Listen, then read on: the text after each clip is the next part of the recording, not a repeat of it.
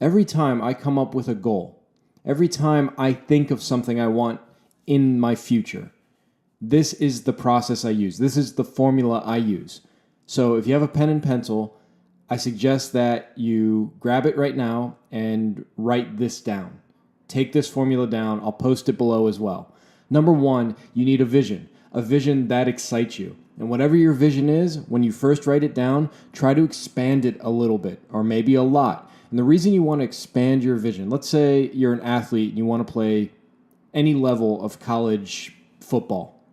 Well, you could aim for a D3 school, a D2 school, but why not write down Division 1? Maybe it's unrealistic. A high-level Division 1, okay? And if you're in business and you're saying, I just want to do I want to make 100,000 this year. Why not write down 1 million? Or if you're aiming for 1 million, why not write down 10 million? And the reason you want to do this is because it's going to take just as much work to reach 100,000 as it is 1 million. It's going to take just as much work to reach 10 million as it is 1 million. Okay, maybe it takes a little bit more work. Maybe it takes 10% more work. Maybe you got to put in a little bit more time, but it's not 10 times more work for 10 times the results. So whenever I have a goal, I always look at it and I say, am I thinking enormous enough? I don't think big, I want to think enormous. So write that at the top of your page. Think enormous.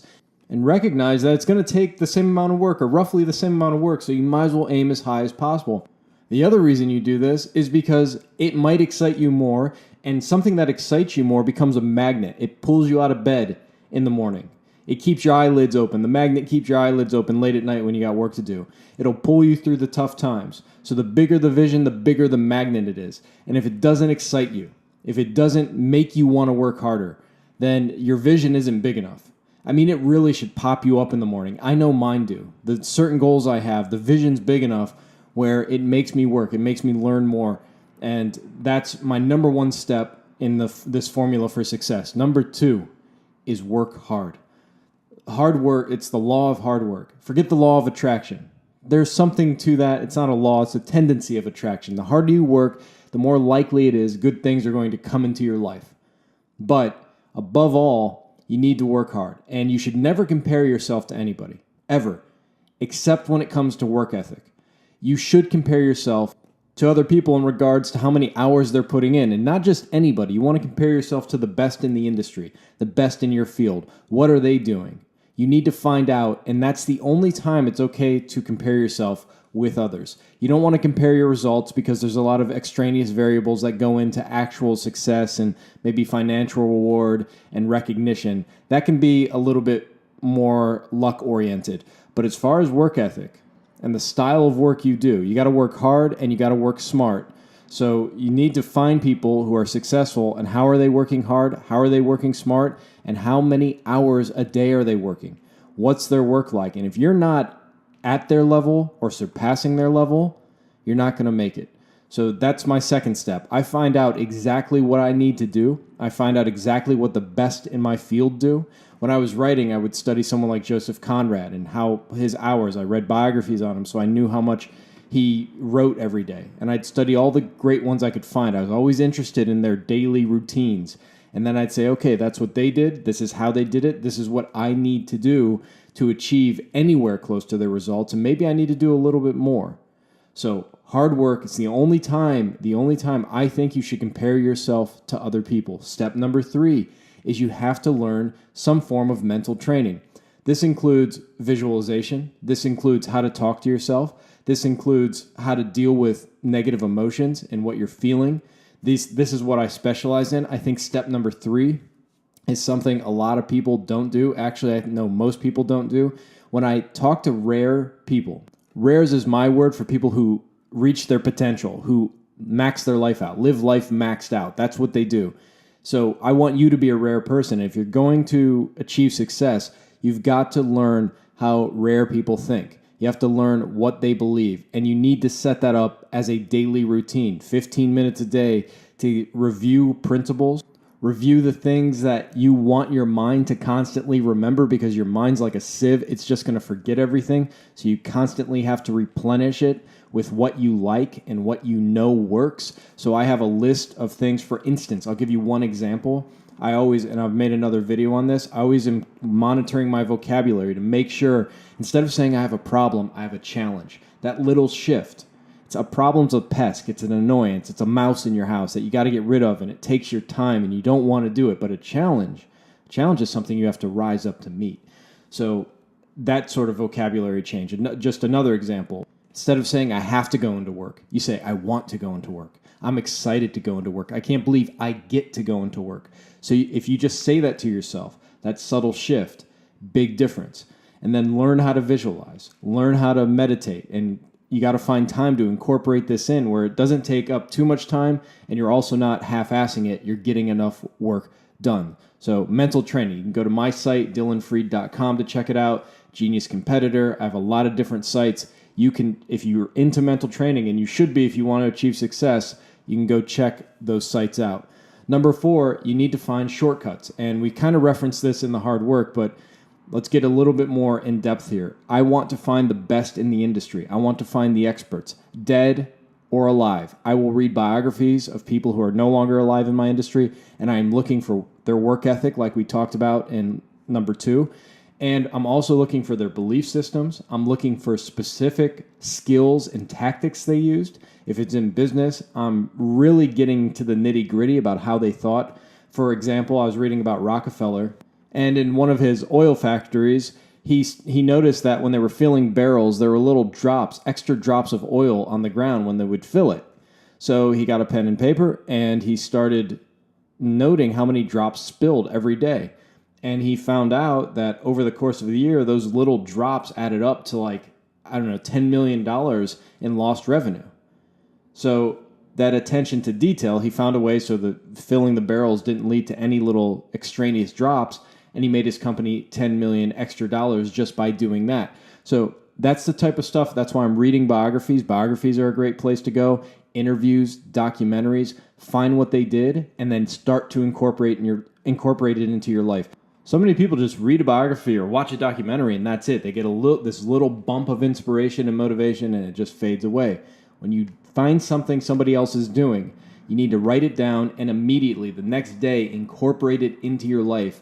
And make sure you do it for at least 30 days and see if it's changed how you feel and if it's made your results any better or if you've made more progress. So as soon as I find something, 30 days I'm going to do it. And if some things you're going to find that worked for them don't work for you, don't force it. If it doesn't work for you, don't do it, but give it a 30-day trial. The next thing I do is I organize everything. I get everything organized in a way that the most important things get done first. So if you look at my to-do list, I'll have certain companies that I run or certain products that I work on. And then underneath that are the most important things I need to do for that day. And I make 2 lists, the things I have to do and are important, the things that can be done by others and are important, and then the unimportant stuff or stuff that can be done later. So you have to learn how to delegate. Let me tell you something about delegating that very few people know, and this is why they get so frustrated when they hire a new employee.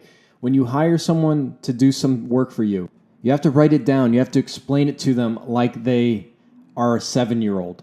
You have to go extraordinarily deep into the details because have you ever done work for somebody, or let's put it this way, you watch somebody do something, you're like, I got this, and then you actually do it yourself. Maybe in math class, you watch your teacher, and you're like, oh yeah, I remember when I first did geometric proofs in high school. First time I watched it was so simple, and then when I actually had to do it, it took a few days to oh, now I get it. So doing it and watching it or telling somebody how to do it and expecting them to do it perfectly right away or do it just like you isn't going to happen. You have to be patient, and when you write down the protocols of how you want something done, do it in excruciating detail. I used to work for this guy who was a writer. I was his assistant, and he used to give me these lists, and the lists there was so much detail in the list. I'm like, does this guy think I'm stupid? Why is he telling me the things sometimes he'd have me run to the grocery store maybe, and he'd say, I need this, it's on this shelf, it's in this bottle, and blah, blah, blah. And I'm thinking, man, he must think I'm a dum-dum. So, but, one day he was in a rush and he didn't do it in as much detail. And, I got to the store or whatever the heck I was doing, and I was a little lost. you don't appreciate how much easier it is when your boss is giving you exact details. Now, as time goes on, you start to know what your boss wants. And the people who work for you are going to understand you more in depth. And they're going, like, I had somebody run my Instagram for a while. When they first started, they messed up a lot. And then all of a sudden, they became like a second me. They did exactly what I would do, and they actually did it a little bit better.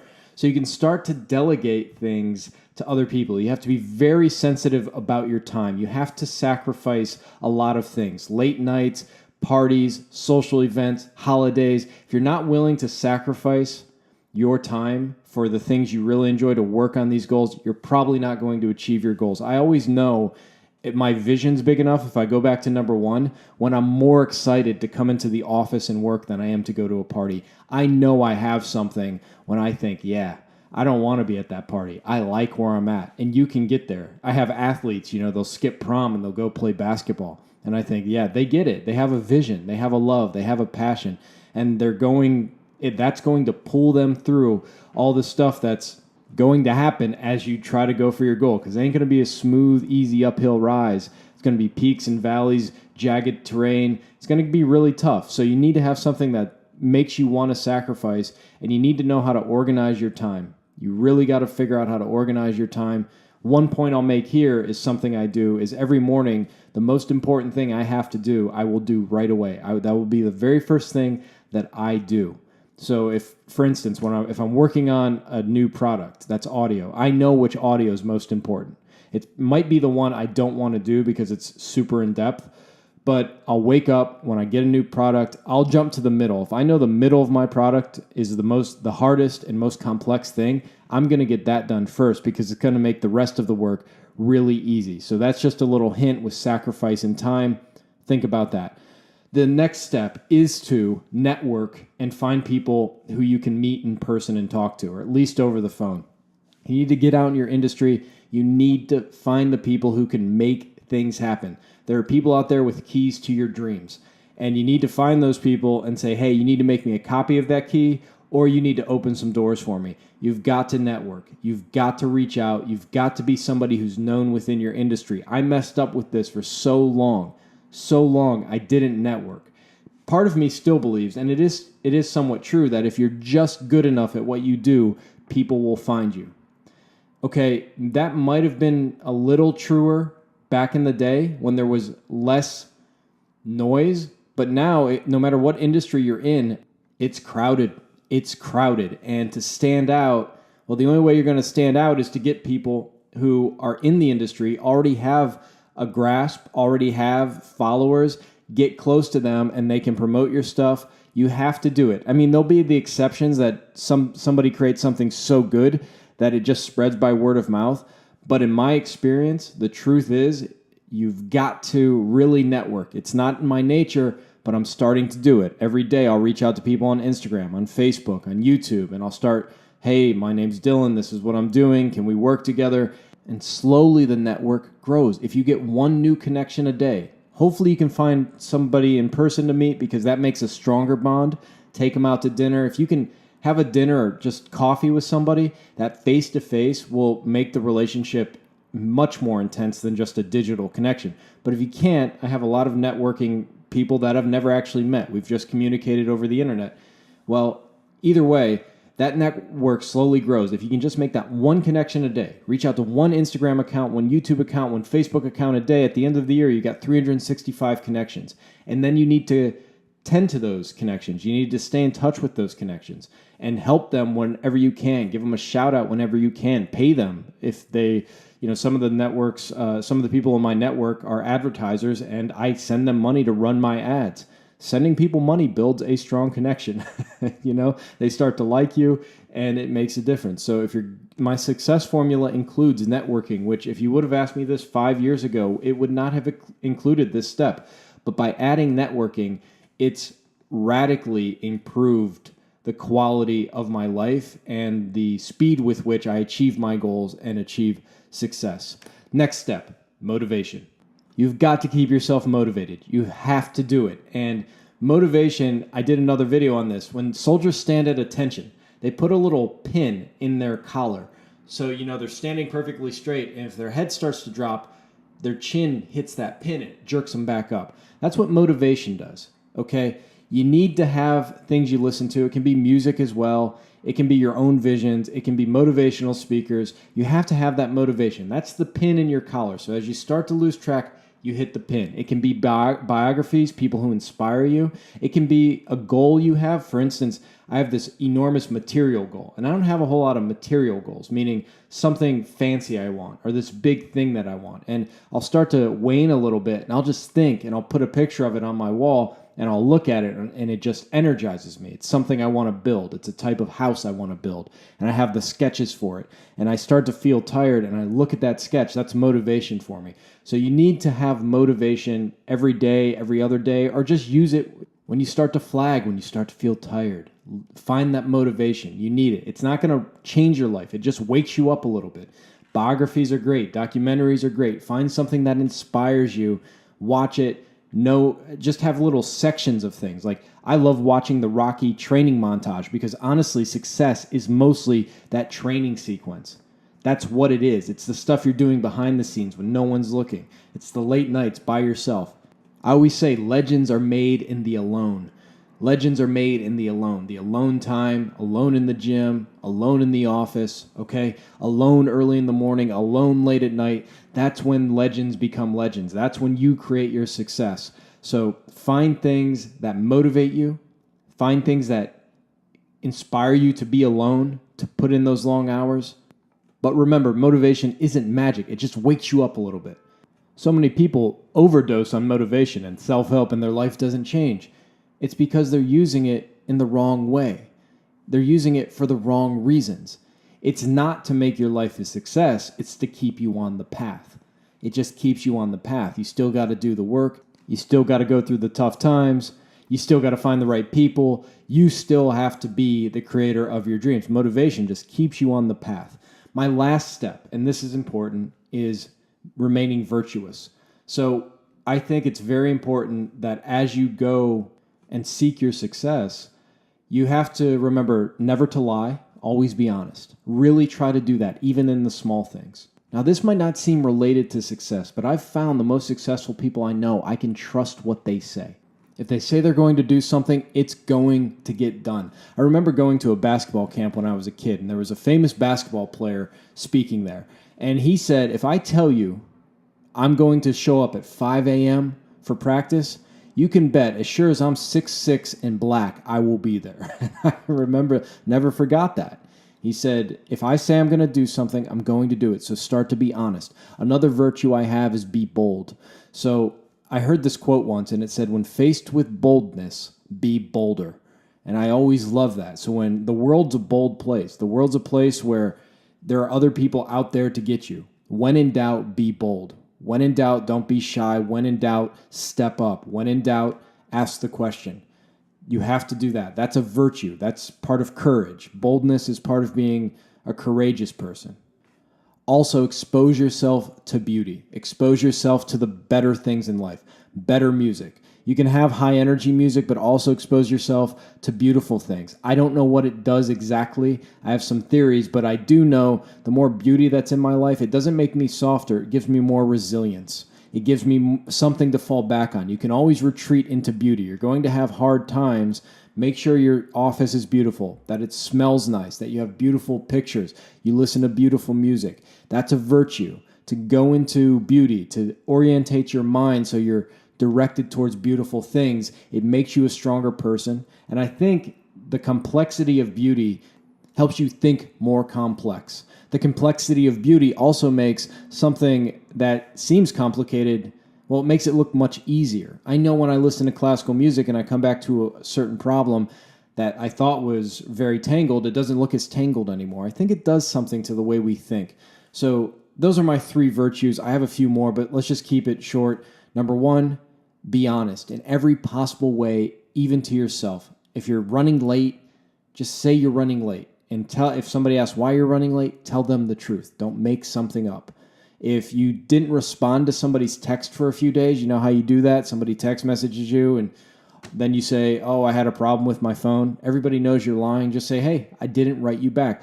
One thing, one of the reasons people lie is because they over-explain. You don't have to always explain everything. Just say, I'm sorry I didn't text you back. How's it going? You don't have to explain why. And then if somebody does ask, why didn't you text me back, which they hardly ever do, you just say, I didn't text you back. It was my fault. I got busy. I didn't do it, and then I forgot. Just be honest. Be as honest as possible. Number 2, be bold, be courageous. Do what you have to do, especially like with networking. Go up to the people you need to get something from and talk to them. You have to be bold. You can practice this if you're single.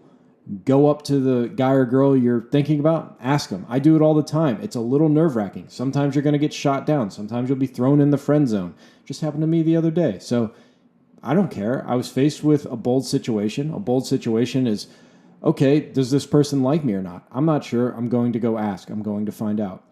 And number 3 virtue is surround yourself with beauty. Very important. It'll make you more loving. It'll make you more kind. All of those other virtues start to arise when you're around beautiful things and beautiful people. We should add that too, beautiful people. Make trips to the museums, make trips to concerts, get surrounded by beauty. It really does help you with achieving success. I know it doesn't seem like it, but I'm telling you it does. The virtues, leading a virtuous life, seems to have some good karma, seems to really help, really help improve your luck as well, your good fortune. Okay, so that's my formula for success, and that's literally what I do to achieve success, those steps. I have a vision that pulls me. I work hard and I work smart, and I compare myself to others in that respect. Am I working as hard and as smart as other people, the tops in my industry? I use mental training. Listening to this is a form of mental training for sure. I know the shortcuts because I'm getting even more in depth with the leaders in my field, the experts in my field. I organize my time, I delegate, and I sacrifice. I make sure I network, and I have a big network, a strong network of people who can help me achieve my goals.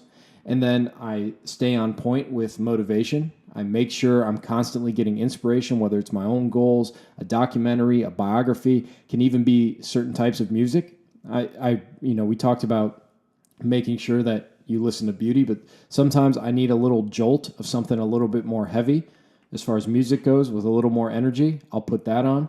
And finally, the virtues. Don't lie, be bold, and expose yourself to beauty. That's my success formula. And if it changes at all, I will add to it. I'll update it. But for now, that'll work forever, but maybe we can tweak it a little bit. Make it even a little better. I always add things to it. But I don't think anything in this list is ever going to get cut. If you have any questions, email me at dillonfried.com. You can find a contact form there. I'm here to help you. I'm devoted to your greatness. And I know maybe it seems like a lot, but really, it's not. This has just become second nature to you once you start setting your goals and once you start having a vision for your future. In fact, it becomes so second nature that you'll start doing it immediately as soon as you have a goal. Your mind will kick into this process of vision. You'll find out what you have to do. You'll start using your mental training. You'll get really in depth with the experts.